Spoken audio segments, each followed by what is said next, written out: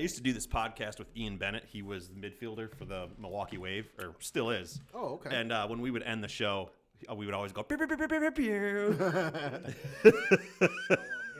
Right? Like, I'll probably just put this like in the beginning of the podcast. This is the Said No One Ever podcast, a podcast about things you never knew you wanted to hear about. I'm your host, Martin Moore. Let's get into it.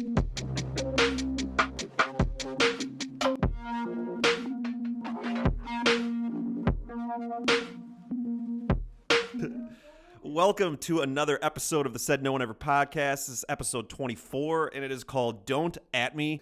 So I got a really awesome guest here to kind of break down social media. He is the Chief Visionary Officer for the Visionary League, which is a diversity and inclusion organization that is focused on tackling the diversity and inclusion issues, specifically in the tech and creative industry.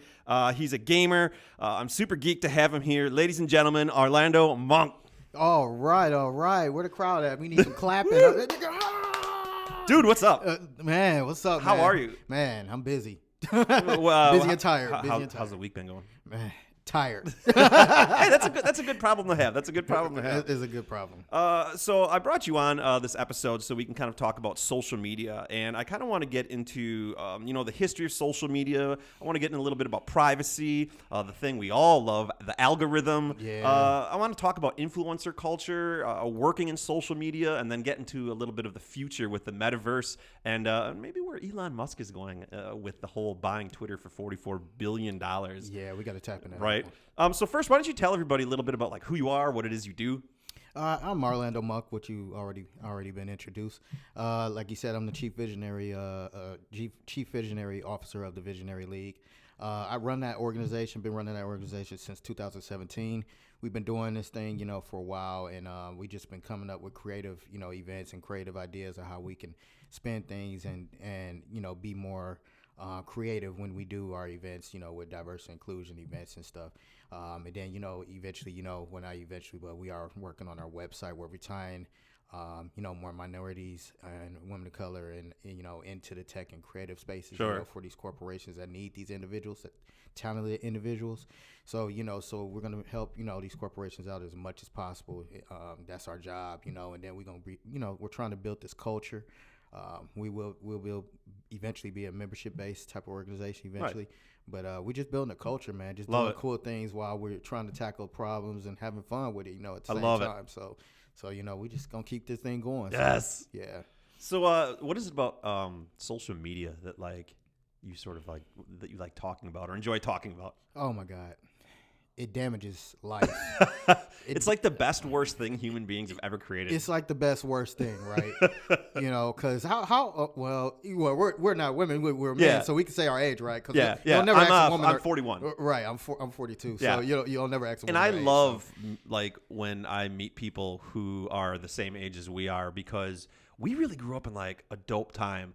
Like we grew up and there was no internet like when we were kids. Yeah. I mean, we were probably 13, 14 when it was like in its infancy and there was like BBSs and dial up. Right. And so to be able to like have this analog childhood and then grow up through the entire birth of the internet, see social media and eBay and YouTube and all this stuff. I mean, it's pretty cool, and you have to really be in like a real narrow sort of age spectrum in order to have participated in that. And I always find it kind of fortunate like that we got to do that. We also, I believe, had like the nerdiest childhood because I mean, think about like graphing calculators and the Game Boy, and just I mean, think about. Right now, like it seems like phones have sort of peaked and everything's peaked. When we were kids, man, I was like every week there was a new electronic or gadget that was coming out, and it was boy, it was a nice time. Man, we was back in the days of the AOL dial-up, where you had to sit up there and wait for the dude to walk and all that stuff. Like, oh my God, that was annoying. But that was our internet. Or your mom would pick up the phone and like mess everything up. Mess the whole thing up, right? Like, you like, man. Right. And so now you can have like 5 to 10 people on your internet all at once, and you don't have no glitches, none of that. So it's pretty dope how technology has evolved. So. Well, social media is definitely one of the biggest things to sort of come out of the internet. Yeah. And so I want to get into the history of social media. I want to get into privacy, the algorithm, influencer culture, the future and all that. So let's just let's take a trip down memory lane real quick. I got some stats here of like all the social networks, like the big ones that have kind of come and gone or are still here. Right. So in 1997, do you remember 6 Degrees? No. It's basically the first social network, and I guess what they, in air quotes, they mean by a social network is like you had to sign up with an email address and like you had like your own account and everything. Okay. But it was basically, have you ever heard like the 6 Degrees from Kevin Bacon? Yeah. Like everybody knows like 6 people that would eventually. So anyways, that's what it was called. Then Friendster came out in 2002. That was the first one that I was on. Friendster, yeah. Remember that? Yeah. Then the big one, MySpace, which was like MySpace was, dude. I honestly, what's his name? Was Tom? Yeah, Tom. Everybody was everybody's friends with Tom. That was like our best friend. But I love MySpace because it was just like you had to pick like 8 people. Yeah. I think it was it 8? Yeah, that you put on like your front page. Yeah. And that was always so tough. Like especially if like you dated someone or like you made it like a new best friend and you had to bounce someone off of there. Yeah. You got that music player that you could customize and put like your 5 songs. It was just different backgrounds and all that. And it was just such a dope platform. It was so pure at the time. There was no ads. There was no algorithm. It was just like you friended people and then you fucked with them on there, and it was just I loved it, man. It was it was sad seeing it kind of die out. Yeah. This is one that I didn't really realize. 2003, LinkedIn. Oh yeah, well it took a while to kind of grasp on everybody though. It kind of took a while, but that's how it was. It was weird concept in the beginning, like a social networking site like for jobs. Right. But I mean, it makes sense now. I mean, that's most people go to like Indeed and LinkedIn for jobs for everything, right? Yeah. 2004, Facebook. Yeah. Which was cool when it came out, but now I can't stand it, and I hope it burns to the ground someday. You know what? And that's when a regular hobby life, just got eliminated. Like the regular things, you go outside and go play with the kids, and hang on trees and all that stuff. Touch grass, whatever. Play kickball. As years went by, you literally that vanished. That literally vanished for right. 2005 YouTube. Now a lot of people don't consider YouTube a social network, but I do because I'm on YouTube. I have my YouTube channel. But I mean the comment section, the live streaming where people can talk and stuff. It's I think there's 3 different sorts of social media. There's like the typical one we think of where you friend people and you kind of talk on your timeline. Yeah. And then there's like video social media like TikTok, Instagram stories, Snapchat, YouTube, and then obviously like photo ones like Instagram. Yeah. And so I put YouTube in the sort of social media, I don't know, world. 2006, Twitter. Yeah. Are you on Twitter? I hate Twitter. Oh, I'm on there, but I ain't even use that. Really? Use that page in are you going to use it now that Elon Musk owns it? It depends on how he twists it, because he's gonna have a twist to it. You already know that. We'll get into that. I'm gonna save that, but I definitely have some thoughts on that. Yeah. 2010 Instagram, which is my personal favorite. That's my favorite. Yeah, that's my favorite. We'll kind of break down some of these later. 2011 Snapchat, which is that's a dying one. There's one that came and went real fast. Yeah. 2013 Vine. Vine, which was basically the precursor to like TikTok. TikTok, right? Yeah. Vine really is the social media platform that sort of was the catalyst for like this short form video that we all consume, reels and all that crap that just rots our brain, And then 2016 TikTok. Yeah. And there really hasn't been anything else. Has there? Am I missing anything? No, not really. I mean, no, because TikTok, I hate TikTok. I know, I don't like it either. I hate it. Call me a boomer or whatever the kids call us these days. They could call us whatever, because you got the TikTok thing going on. It's like, you got grown adults over here lip syncing all day. Oh my god, and doing stupid fucking synchronized dances. One of the things that triggers me the most is when I see families doing synchronized TikTok dances. Have you ever seen the old Navy commercials? No. Yeah. Where the family is in like a movie theater and they're all like dancing around. Oh my god. Yeah. Orlando, I can't stand it. I can't stand TikTok. So a couple more stats before we get into this. 3.78 billion social media users, 48% of the entire population, which that's kind of nuts. That is. When you think about all the countries that don't have internet access and just all the remote places in the world, almost 50% of people on planet Earth are on social media. Facebook's still the leader, 68% of adults. So let's just kind of get into it. And I want to start with privacy because that's a really big one now. You hear Apple talking about it, Google's sort of being pressured into it because, when we read, that long list and the terms and agreements that nobody actually reads, and we click yes, and we, sell our souls to the devil. Yeah. I mean, we give up so much of our privacy. Do you think people care about privacy in 2022 as much as they say they do? Yes and no. Because like you said, if you click on yes, you're bound to allow them to go into your photos and all that stuff. Pretty much go through your phone. Right. And I think you contacts. Your contacts, all that, right? And you seen the post I had like the other week where, pretty much if you say something, it can literally come up as an ad later on down the line. Exactly. That's the creepy shit. Like, especially like the cookies and stuff that will follow you. So you go on Amazon and you look at something, and then all of a sudden you're seeing ads on Instagram and on Google, and all of a sudden like there's an ad on the radio. Like, well, how the fuck? Yeah. It's shocking. And have you ever downloaded your Google history or like your Google? I have.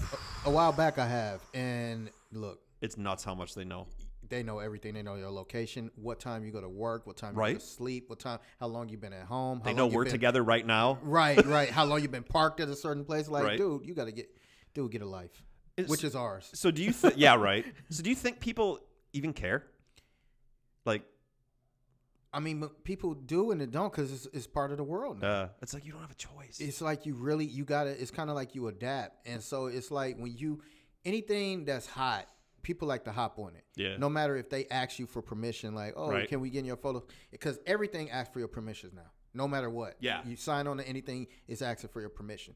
So it's like, come on, man. Like, it's like people just want to just like be engaged and be part of whatever's a new thing, right? Or just part of whatever. Yeah. And so it's like this one post, remember, I think you might have liked this one, where James Franco said, "My wife asked me why I spoke so softly in the house." Then he said, I said, I was afraid Mark Zuckerberg was listening. She laughed. I laughed. Alexa laughed. Siri laughed. Yeah, I saw. Yeah, like, dude, like. They're always listening. They're always listening. And what's disturbing, too, is it's like, I expect that from, like, Amazon. I expect that from Google. What I didn't expect was when Apple got busted. It was a couple years ago, remember, that they admitted that Siri was recording.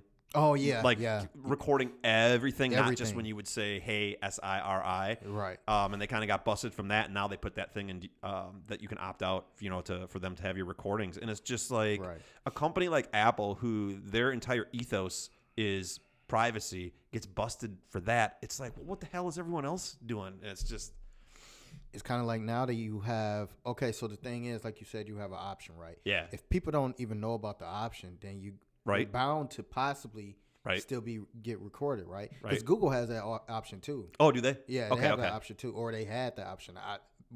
From what I know, sure. And when I checked, so sure. But it's insane, man. So you really don't have privacy no more. Here's the thing that kind of bugs me too, and I've talked about this on the podcast before, but like parents who like they post everything about their kids, videos, pictures, all this stuff. And by the time kids are 18 years old now, their entire life from birth to adulthood is on the internet for anyone to go through, pick apart, snag something that they said or something stupid and use against them. And it's just like parents, it bugs me that parents don't even think about that, that they don't put their accounts private, that they just share thousands and thousands of pictures and videos of their kids. And then, you grow up 10, 15 years from now and it's just like your whole life's documented on the internet. What if you don't want that? What if you want to be the VP of a company or run for president or whatever? And it's just like, it's just something that we don't think about. And I don't know, maybe kids today don't care anyways. The Zoomers, they call them, maybe they don't give a shit. But I mean, it's just insane the information and stuff we'll put about ourselves on the internet. I mean, and then the kicker to that is that, like you said, it's kind of like you don't even have regular photos no more. Yeah, people don't have no regular photos. No. Everything's on social media. Right. So, say for instance, if somebody passed away, like I've experienced that with my mom, and I couldn't get in her phone. So, she probably did have some photos or whatever. Sure. But if she didn't ever post those photos, they kind of stuck in her phone. Yes. So, everything's stuck in digital, and there's really no photos. But luckily for my mom, she's old school, so she always had photos throughout her life, which was dope because I have like photo albums. Yeah. So, but as for people like as ourselves or anybody younger, like you said, all the photos are online, right? Which sucks. You know, I miss the old days of like flipping through a photo album and printing them out. Like me and my wife just printed out like a bunch of our photos to like hang in our house. And it's just like people just don't do that anymore. And you know what happens if you don't have like you don't store your photos like in Google Cloud or iCloud and you lose your phone? You're done. You're done. You're I mean, done, you lose 'cause your it's all entire digital. life, all your photos of your kids, Right. your friends, your trip, all that stuff. You're done. So It's just shocking. So one thing that I learned you can do, I know you can do it with Facebook and Instagram, but when you die, you can actually set someone as a like beneficiary to have control of your account so that they can like close it, get all your photos and stuff like that, and then Take they it can over and and they can do post. whatever they want with the account. They can make it like a memorial and stuff like that. Yeah. And that's something I think people need to be more aware of because think about when we die, everything is on the internet. Like, what if you don't want that on there? You know, That people is still true. commenting on your stuff, like as if you're, like it's just Right. so bizarre. I think, and now even if outside of you being a beneficiary, even if you're related to that person, you can contact them and they'll let you. Yeah. But you got to show some kind of proof, right? So, Yeah. in order to take over their account, but Sure. But it sucks. Everything's digital now, so. How do you think social media affects our self-esteem? Oh man. You know, when you're cruising on Instagram or LinkedIn or Twitter and you're seeing everyone successful, everyone beautiful, like perfect lives. Like, how do you think that affects people? I had a conversation with an individual. Everybody want to be liked. Mm-hmm. Everybody want to be seen. Everybody want attention. Everybody want to be followed. Validation. Be seen. You know, people know what they're doing, whether it's business, event, or activities or whatever. You know, and people kind of do it for the gram. You do it for the gram, right? And so people kind of get emotional, like if they don't get the likes, people kind of feel like they're not liked, right? Yeah. If people don't get followed by a certain person, like say if you add somebody and they don't add you back, yeah, you're like, dude, what the hell? And you get mad, you cuss them out, like, what the hell? And then like almost 6-8 months later, want to add you. Then so it's like emotions is tied to now to social media, where we done lost ourselves as in like living regular life, right? Like, back in the day, where you just be around friends and people will call you up and let's go out and this and that and other, whatever. Or if you had a cell phone, text hit our message, pager up. I had a pager or a text message you, whatever. I still remember my pager number, right? 4400884. That was my pager number. Yeah. So that is gone. Like so like everybody just want to be relevant. Yeah. They want to be known. They want to be seen. They want to be glamorified. Everybody's using filters. Oh, geez. Filters are all over the place, right. And so. You can't really tell what's real and what's fake now, because people can post like they out in California or whatever. Granted, it could have been a vacation, or it could have been somebody else's friend. Yeah. They said, "Oh, come on out here," right? And they acting like it's their crib. Oh yeah, or they're on a business trip or some shit like that. Exactly. In somebody else's car, somebody else's Porsche. And yes. And they taking pictures, whatever. Because they probably around that person like all the time, and so people live these falsified lives, and like because everybody want to be relevant. Yeah, there's so much fabrication on social media.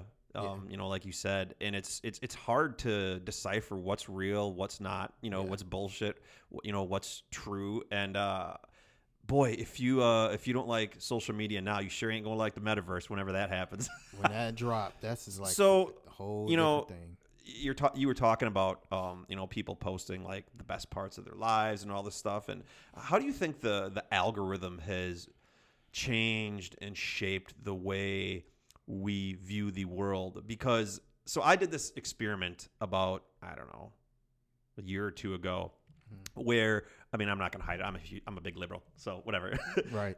But I was interested, and I started engaging and messing around with conservative content on YouTube and Facebook, clicking on news articles and videos and all this stuff. Right. Dude, it took 48 hours, and my entire Facebook feed had switched. And I was no longer seeing posts from people that I normally engage with or I share, the same political views with. I was no longer getting ads or articles or whatever the algorithm would feed me. And it completely shifted my world. And I thought about that and I was like, God, we are all just the world that we're presented on social media, whether it's Twitter or Instagram or Facebook or LinkedIn. That isn't the real world. It's the world that the algorithm feeds us to make sure we stay on that platform and we can be fed ads and we can buy products. Right. And so I guess I want to get your thoughts on how you've seen, as someone who's, you know, the same age, and there was no algorithm back then, how you've seen the algorithm sort of change your own personal timeline, and how you think people react to it, or even aware of the world that they're being presented online. Boy, that's a long question. That is a long question. I think the algorithm thing is, I gather it's pros and cons to it. It depends on how you want to utilize it. Yeah. You know, you want to be fed cat videos and like right. people doing TikTok dances. Right. So, you know, the good thing about the algorithm, I would say, is more so the ads. Because, like, if you're looking for something, right, something's going to eventually pop up. Yeah, you know? exactly. And so, exactly. so if you're having a rough time finding something, or if you are looking for something, it's going to eventually come up in your feed. And Sure. It might not be the ad that you was looking at before when you done Googled it, but it's Sure. something different, right? It might be something on the business level or a travel level where it might be a timeshare. You might talk about timeshare or look up timeshares. Then here come like 5-6 different timeshares, which could be an advantage because you might can get a good price timeshare. That's and true. Be like, that's okay, true. that's a win situation, right? I didn't even think about that. Right. So it can be a pro to it, but then the con thing is that it switches up how you operate, how you see things. So if you see things come up in your feed, I would say a lot of times, and they did research on this, where they found out that people are more so, they tend to gravitate to negativity. Oh, God, and social media is attached to negativity, right? Sad. Right. And so at times, sometimes you see negative things like pop up. Like if people posting negative stuff, it's like the first thing that you see will pop up early in the morning. Fuck you showing me that? Right, I'm trying right. to have a good day here. Right. But it could be something negative, but it also can make you also comment on it too and get engaged in it also. That's what right? they want. They want engagement. They want engagement. They want engagement. Right. And that's what they want. And so, a lot of times, that algorithm kick in and it's like, here goes all this negative stuff. Or they're talking about relationships, or they're talking about men, or talking about women, or, or this is why I'm not in a relationship because the men do this, or vice versa, the men saying the women doing this. And so it's like constant. Then you might have a positive one. Hey, good morning to everybody. I pray everybody do good. Yeah. And then it's like negative. And then it's back to positives. And so, it triggers your mind and it switches up your thought process on things, right? Yeah. So sometimes you start off your morning negative once you hop right on social media. I say more so Facebook.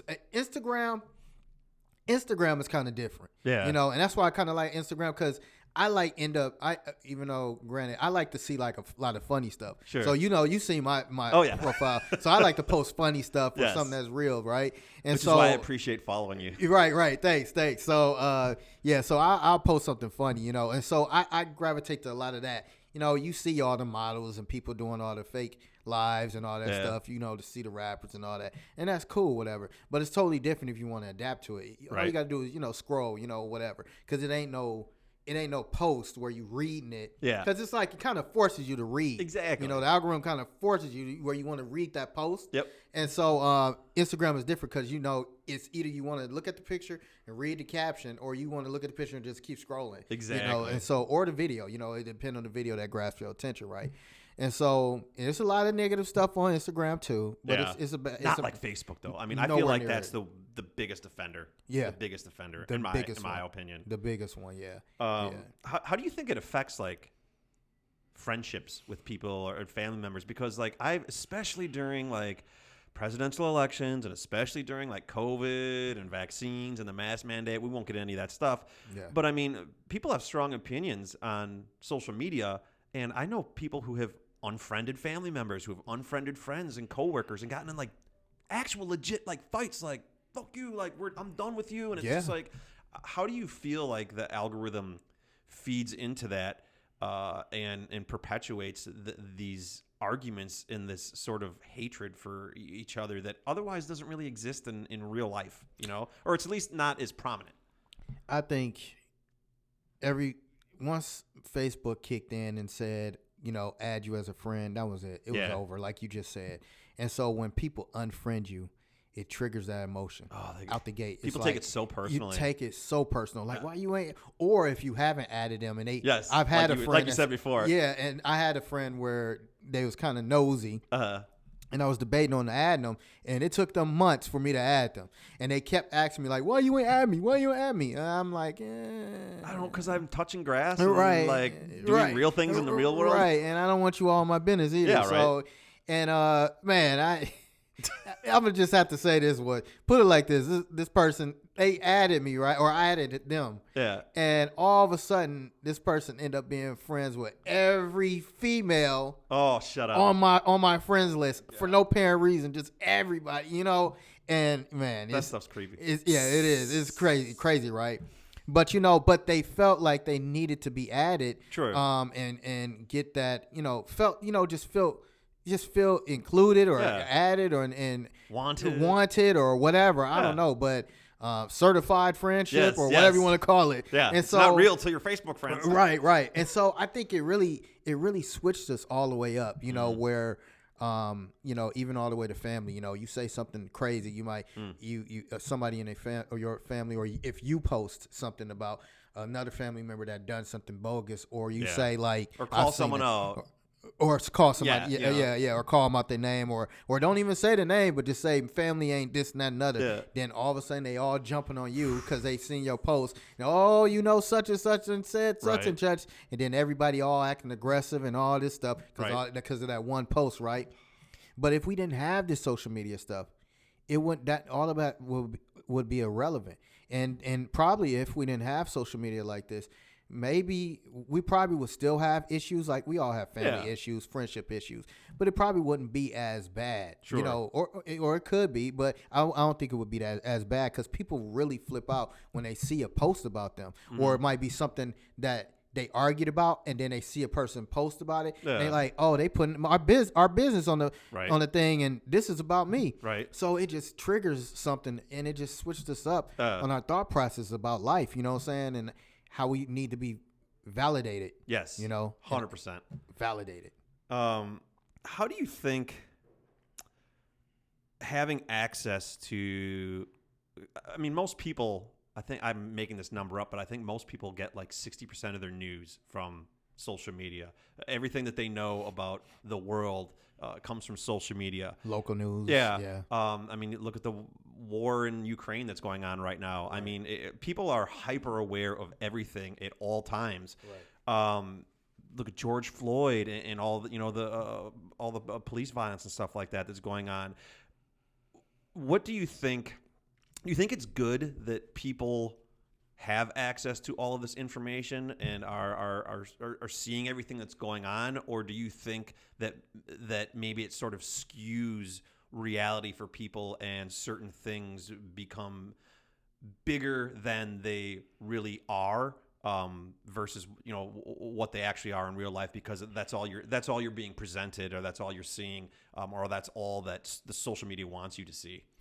I think, you know, what's crazy is that for a while I wasn't watching the news for a while, you know, until I switched to Spectrum, back to Spectrum, and that first channel pop up is Spectrum News. You know, first channel, right? It's like force you to watch the news. And so, but it's crazy that at times I used to tell people, like, I don't have to watch TV to find out what's going on in the streets, what's going on in the local news, right? I find out on Facebook, or somebody post, or somebody message me like, did you hear about that shooting, or did you hear about that such and such got robbed, or you know, or whatever, or so, you know, or, you know, it could be some positive things that can go on too in the community. Oh, absolutely. You know, that you can see somebody might be opening up a business and stuff. So, you know, it varies, you know what I'm saying? It's kind of good to see certain things and not tap into TV, because TV is negative to us also. Because, you know, when you tap in, you know, media, they don't tell the truth all the time. No.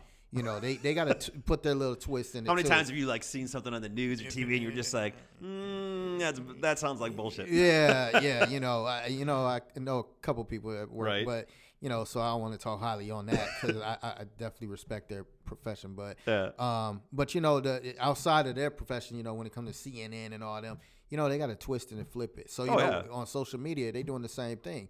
So, you know, whether they doing a video or doing an article, you know, you grasping on to whatever they put out to us. So if they're feeding negativity, you're gonna grasp onto the negativity, right? Sure. And so if you reading something that took place in Russia, or over in the country that Ukraine?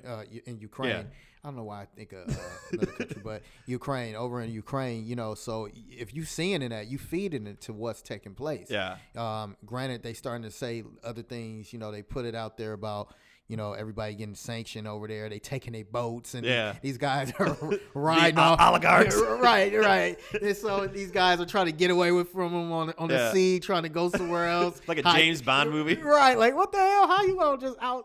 Really? Yeah. How you going to get rid of these guys? Like, but yeah, it's crazy. So you see that in your feed, though, you know, and so it's a good and bad thing. I agree. It's one of those things where it's like it makes people aware of what's actually happening, taking place. Yeah.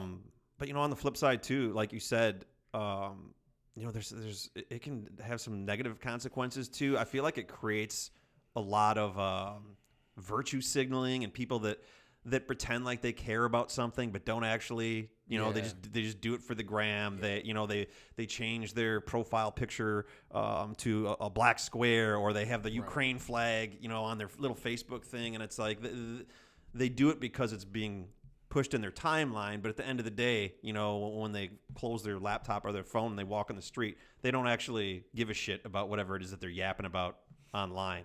And that's sort of frustrating, you know, because I have a lot of friends on Instagram and Facebook and Twitter who, you know, I see them posting stuff, and I'm just like, man, your actions though don't match your words online. And and it's I don't know, it's sort of frustrating, but I mean, it makes people aware of things that they otherwise wouldn't have been aware of, and I don't know, there's just so much access to so much out there. It's overwhelming. It's overwhelming. It is, and you can't keep up. It's like you have to sort of pick and choose what it is you want to follow and care about, and you just kind of have to realize that you're just never going to be able to keep up with the 24-hour news cycle. It's just they just ram so much into our heads. And that's why at times, sometimes we have to retrain our brains on regular life and just eliminate it. Just go on a fast and get away from it.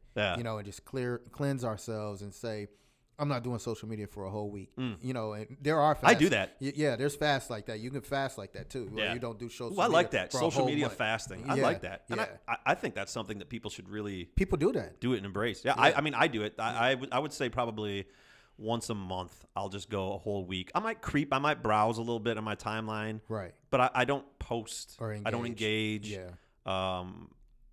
It's so easy, man. It's like a slot machine. Just pulling that lever. I mean, it's addicting. It is. I want to get into something that's really important to me. I hate the word, but I'm aware that I sort of am, and I kind of want to get your opinion on it because it comes with a lot of caveats, and that's influencer culture. You know, Instagram influencers, YouTubers like me, TikTokers. You can make a living in 2022 doing this stuff. You know, I look at, do you know who MKBHD is? He's like the largest tech YouTuber. No. You don't know who he is? Oh my God. Marquez Brownlee? How the heck I don't know him? Really? Yeah. Oh, he's like the largest tech YouTuber. He's been doing YouTube since he was like 13. Really? And now he's probably 20. What, I don't know. I can't do the math, but he's 20 something. And I mean, this dude's interviewed Bill Gates, Elon Musk. I mean, he gets sent every product. He gets Teslas and Lucid Airs and like all this stuff. And there are so many people who make a living off of social media, whether they are gamers on Twitch. You know, I mean, that one kid a couple years ago was like 13, won like $3 million in Fortnite. Yep. You know, you're a YouTuber and you're making millions of dollars a year off of ad revenue. You're an TikTok influencer, Instagrammer. You know, what are your thoughts on that? Because we didn't imagine if when we were kids, we could be making bank 13, 14 years old playing Super Mario Brothers or any of that stuff. That's true. What are sort of your thoughts on people wanting to be influencers and then actual influencers, you know, making a living off of content? Dude, we're in the wrong profession. Right. We are literally in the wrong profession. First, out the gate, I'm going to just say that. I told my son that one day. I said, look, you're always watching YouTubers.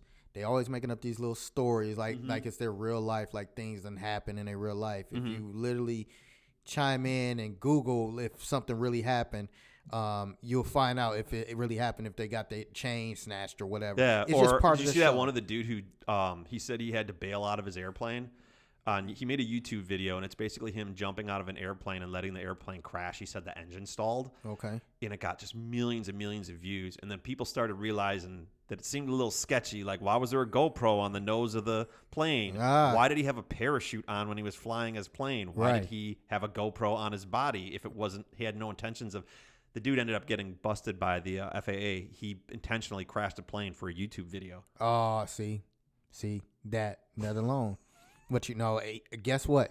He got an X amount of views and got paid for those views. And then on top of that, he got probably an X amount of subscribers after the fact. Because that's what most people do. That's what they say. Like and subscribe on YouTube. That's what they always say, right? Hit the bell for notifications. Right. And hit the bell.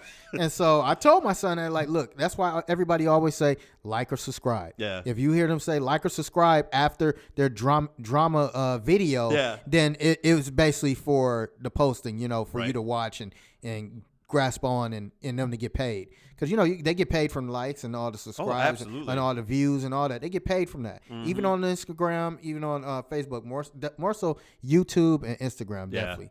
And so, you can make a lot of money. You can make a lot. Millions. And, you got kids right now that's millionaires doing this stuff. Unboxing toys and playing video games. Playing games and stuff. There's a kid and his dad. I can't remember the name of the channel. But all they do is just cut stuff in half and see what it looks like on the inside. So, like, I don't know, a new MacBook will come out. They'll chop it in half. They'll be like, I don't know, just any kind of product, a car. They'll, like, cut it in half and see what's on the inside. And, I mean, this kid makes millions of dollars a year. It's just like... But people grasp onto that. Oh, absolutely. For some odd reason, people look into it and be like, that's interesting to watch. And, the more people that say that's interesting because they want to see what is really in the middle or what's in the half or that. Or whatever it is that people are doing. Or whatever it is, right?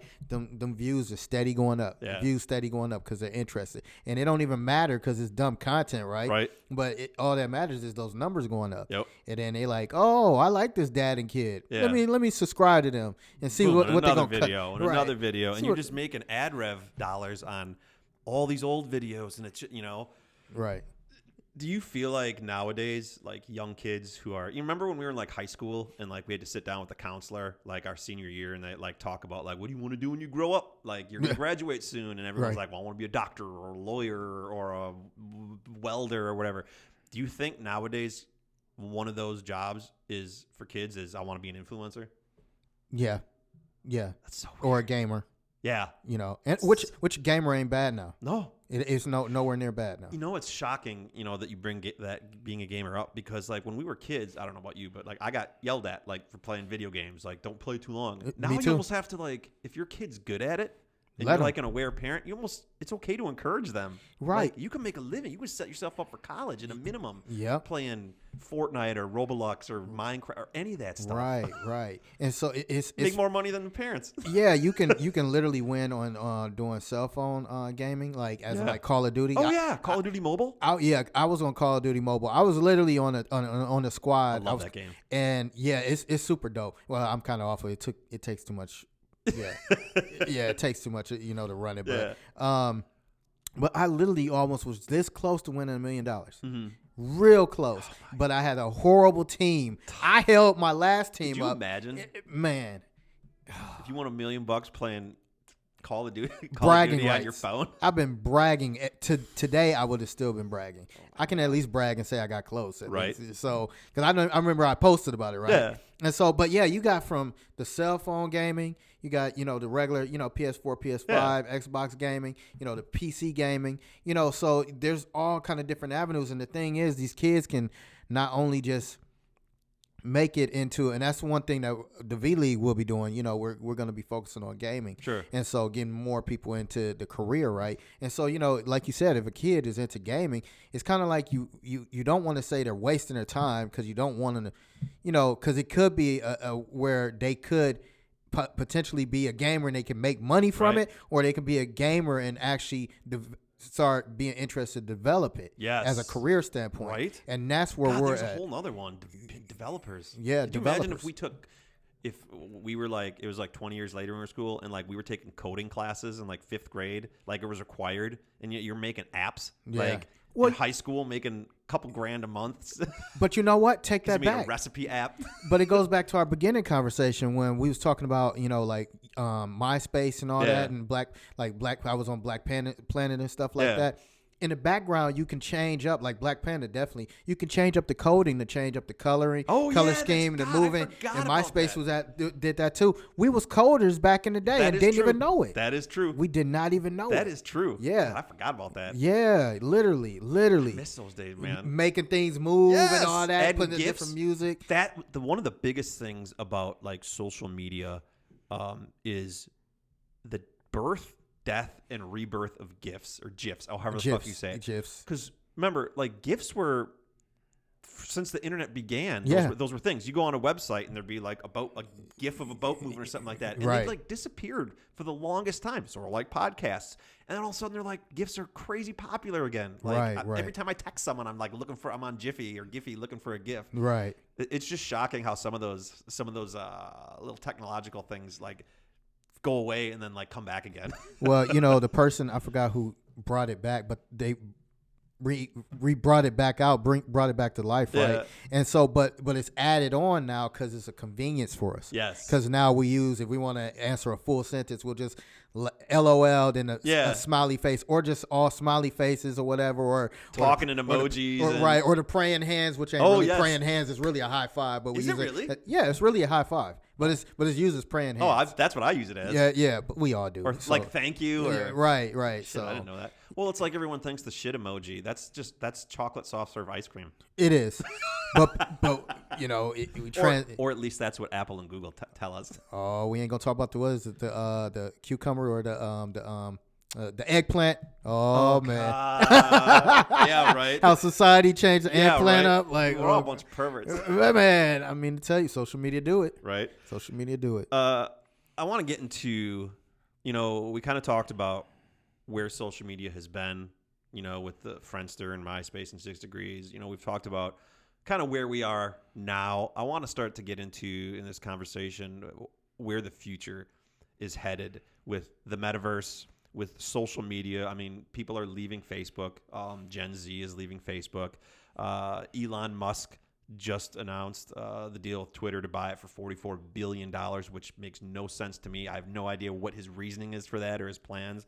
But kind of, give me your thoughts on where you think social media is headed, which platforms you think are sort of on their way out, and just kind of your thoughts on Elon Musk buying Twitter. I think Facebook is going to still be relevant no matter what because of the metaverse. Okay. And seeing that they kind of dipped in and started doing the metaverse. Do you think that's going to happen in like our lifetime? Oh yeah, it's going to happen. It's going to happen real soon. It's happening right now. Are you excited for that or not excited for that? Well, you do know about the metaverse, yeah. Right? So you do get the concept of it, right? Yeah. So it's the Matrix. It's a virtual world where you can play and work, and everything is linked together. Yeah. You're not logging into one thing or logging into another. It's a fluid, smooth, seamless interaction between spaces and apps and social networks and everything. Right. Well, the other catch to it is that, say for instance, if an artist do a concert, everybody can't. Usually, like if somebody's in LA, like if Snoop was in LA, because Snoop is all over the place now. So Snoop is in LA, right? Yeah, Martha Stewart. Man, I swear. But if you can't attend that concert because you're not over in LA or you're not in Las Vegas where he's at, you could just chime in a metaverse, right? And he'll have a metaverse version, and you can be part of the metaverse version of the concert, or he'll have an actual metaverse concert itself where everybody can attend across the whole world. Guess what happens? He done got one concert where everybody can attend across the world. Guess what happens to his pockets? More money. And those have already happened. Fortnite did a concert with Marshmello. Now, granted, you didn't have like AR goggles or VR goggles on or anything like that, but Marshmello did a digital concert in Fortnite, and all the gamers around the world, like, you got to like move your little character, and they had a stage set up and watch him do this. It was a live performance, and that was a sample of the metaverse in its own way. Exactly, a short sample, and that's just music. Imagine, speaking engagement, TED Talks. Anyone in the world can go to that stuff. Yeah, It's convenience. Yeah, that's exactly. what all this is about. Is convenience. Social media, all this stuff is. So convenience. what happens when the metaverse, I'm talking 20, 30 years from now, when people start accepting it and using it? What happens when that's where we go for work, where we go for meetings, or let's say the Said No Never podcast is still going, and instead of you being here in the studio like you are right now, I'm like, yo, hop on the metaverse and put your goggles on, and we're together, but we're not together. What happens when more of your day is spent in the metaverse versus the real world? Does that make the metaverse more of a real world than the actual real world? Because that's where you're doing business, that's where you're playing, that's where you're working, that's where your hobbies are. Does that become a problem? It becomes a problem because we're losing. If the metaverse is the world that's real to you, it's the real world will start losing. Will you have disdain for the real world? Will you not be excited to take your VR goggles off? Will you have anxiety of going back to the real world and seeing real people? Because you could theoretically make yourself look however you want. Drop a couple pounds, be a little bit taller. Yeah. Mental wise, it's going to be the exact same effect of how a person feel they need to be liked. Sure. Exact same effect where how they got unfollowed. Sure. Exact same effect on if they haven't added me as a friend. It's going to be the exact same effect. So when they in the metaverse, they're going to be like, they're going to feel that. They're going to be like, why go back in the real world when I can do all it over here and just they have like the me regular? Yeah, I have this mansion. They making mansions in the metaverse and stuff. Right. So you can have this big mansion in metaverse, but then you get Deck your it out real however life. You want. You get in the real life. I don't have a Xbox. Well, I do. Xbox Series X. I can't get that in the real world. But I can get that in the metaverse. Right, I get can in play metaverse. that game in the metaverse. The car, whatever. Yeah, any And car so- you want. And go anywhere you want. Murcielago, boom. Right. And all that's gonna be Green done. today, orange tomorrow. And guess what? All that's gonna be tied to the cryptocurrency. Oh. So all that's tied to that. So you're paying for everything in cryptocurrency. So Yeah. it's wise for everybody to get caught on to that, because if you're gonna be part of the metaverse, you're definitely gonna have to learn how to utilize the cryptocurrency within 100%. that. That's why they're tied to that now. I can see a world, or envision a world where everything is connected, where people are connected, where the currency is the same, where the languages are the same, where instead of separate countries and separate continents, it's just one world, one universe. That's what they're trying to push. In air quotes, metaverse. Yeah. I can see the appeal of that. I can see just how that would work and make sense. But it's also like scary at the same time. Yeah, because everything will be digital. Yeah, because it's based off of convenience. How do you know what's real and what's not?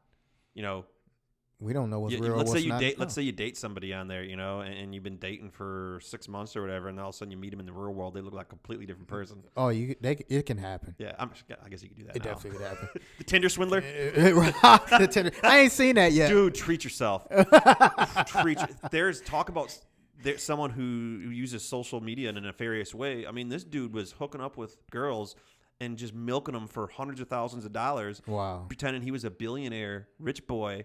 And he's a fucking nobody. He's an absolute nobody, dating one girl, stealing her money so that he could buy private jets and expensive clothes, and take another girl simultaneously on dates, get money out of her so he could spend it on another.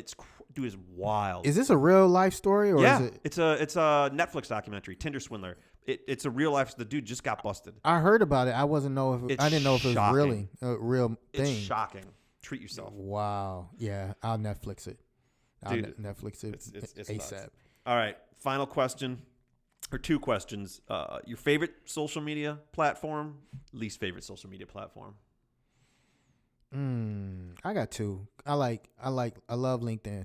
Really? I love LinkedIn. Boy, you don't hear people say that a lot. The reason why is because I'm so connected to so many people for what I'm doing, and it's just so much support. You know, a lot of people support what we're doing on a business aspect. That's awesome. And so I mean, literally, like, you got to learn the algorithm of LinkedIn and how to go about it, because people don't understand on LinkedIn, when you post something and you tag people, you could tag like good 10, 20 people, especially if they got a good following themselves, especially if they at 500 or better, Sure.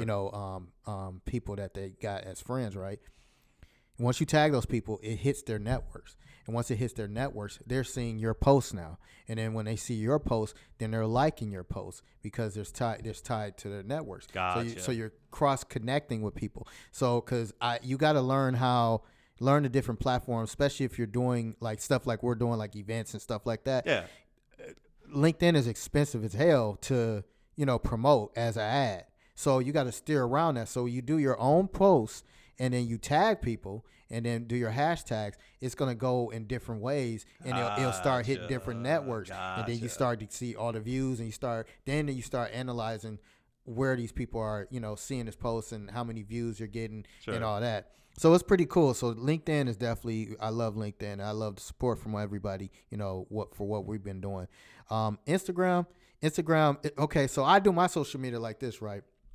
Facebook is somewhat, I've toned down my Facebook, definitely, because I used to be all over the place, but I had to tone it down, so and I'm not the same person back then. But Facebook is more like, it's somewhat, it can be funny, but on the business aspect, but on some real stuff, I post real stuff on there at times. Yeah. That's relevant to me, that people will, if they see my post, they like, oh, that's really you. That's you. Not compared to I'm faking something out, right? Yeah. And so I do that, or I'm posting some business here and there, but Instagram is more on my funny side. Mm-hmm. So I post my funny stuff you get to on play there. A little bit. Right. I play around on there, whatever. But to make sure that it don't offend people, but that but that everybody can relate to. You never know who you can offend on the internet. Oh my God. It's so sensitive, but we can't talk about that. So, but people might get triggered. Right. Might get canceled. Yeah, right. So cancel culture. We should have a podcast about cancel culture. I'm gonna do one on cancel culture. Bring me in. Yeah. I'm in it. We can have you back. I would love to talk about it because it's such a fascinating topic. We won't get into it now, but maybe I'll have you back so we can dive into that. We'll dive. But yeah, I say LinkedIn, Instagram is my favorite. Sure. You gotta kill one. If today I said, bro, you gotta delete it from your phone, which one goes? Either one of them? No, of any of the social media networks that you're currently on right now, you gotta delete it today. Which one would go? I got Snapchat on my phone. That can go. Yeah. I don't even have TikTok. It can Good go. For you. It don't even get downloaded. I don't have the time. I don't know how people have time to just sit there and flick through. Lip sync. The thing I hate about TikTok, and not to get too deep into it, is, I've made over 300 videos on YouTube for my vlog. Okay. And they take time, and you can rewatch those. I started in 2015, but if you just discover me now, you can experience all those videos. They have longevity. TikTok, Instagram stories, Snapchat stories. This is content that a lot of times people they pump their heart and soul into to make, and then it's gone. It's quick, replaceable, throwaway content that people move on from in seconds, and it's trendy. I don't like it. Yeah, it's trendy. That's what it is. Maybe call me a boomer or whatever. I don't like it. I think it's a terrible idea. I think there's too many creative people out there, having their content wasted, Right.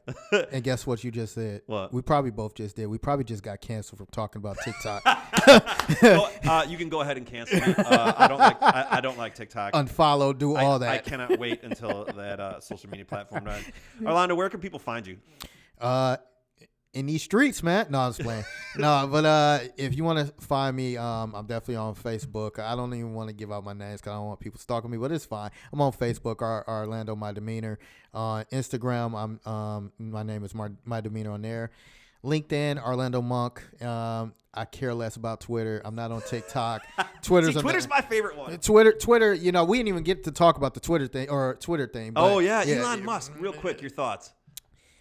He's gonna transition that. Yeah. I think he's going to be the next Facebook of Twitter. Oh, absolutely. So I think he's got a twist to that. It's a reason why he did that. I'm convinced that it's going to have something to do with Starlink. Seeing Starlink, because he set up a bunch of, I don't know what you call them, bases or spots or whatever, so the people in Ukraine could get internet access. Okay. And I'm wondering if this acquisition of Twitter has something to do with Starlink in a vision that maybe he has that we don't know about, or he hasn't expressed, or we're too dumb to come up with ourselves, where he creates his own version of the internet, and it's accessible to everyone around the world. Twitter, a platform, a digital town hall where people can't be silenced. No government can silence you, and everyone around the world has fair access to information and internet and what their countries are actually really saying and doing. You know, I'm interested if that's a goal of his, or if he's just has nothing better to do with $40 billion and wants to piss off some people. I think it'd probably be making sure things going more digital, like, and then also the transition of the metaverse. He probably has some ties to that, but also transition Twitter to possibly like similar to the Facebook aspect, but he probably gonna have some kind of twist to it. Yeah, and so it's Elon Musk. It's Elon Musk, dude's man. Rockets landing by themselves, cars driving by themselves. Dude, the PayPal. I mean, he's did everything, you know. And the crazy thing is how he got out. He was a board member. Yes, and left, and then purchased it. It forced him to purchase it. It's just shocking that there's a human being on planet Earth that can just say, "Yeah, I'm gonna buy Twitter." He bullied him. Just bully it and just do it. He just bullied him. That's all he did. I can't imagine everything. Because they wanted him to be on that board. Yeah, and he said, "Let me walk away from this." And then like a week and a half later, if even that, best and final offer. Yeah, and then he said he had a backup plan if they said they were going to say no. Whatever it was going to kill them off. It's wild. Yeah, it's wild, dude. Yeah. Thanks so much for coming on the episode. Oh man, this was a lot of fun. Definitely. Social media is something that, you know, again, in our lifetimes, because we're the exact same age, it's been really fun and interesting and confusing to see it grow. Yeah, and it's not going anywhere. And I'm excited to see where it goes for the better. Yeah, I see. It's just an emotional bait. Right. Emotional bait. That's all it is. Right. You know, everybody's emotional about it. You know, and just. You know, but it's been a pleasure definitely being on here to talk about that. We definitely, outside of this, we're going to talk about it. Dude, should we get back to the real world? No, let's stay over. Let's stay over here let's stay over in the metaverse. Right. Let's stay in the metaverse with the mansion and all that, the fake mansion and stuff. No, but let's get back to the real world, man. Thanks, Arlando. Thank you, man. I appreciate it.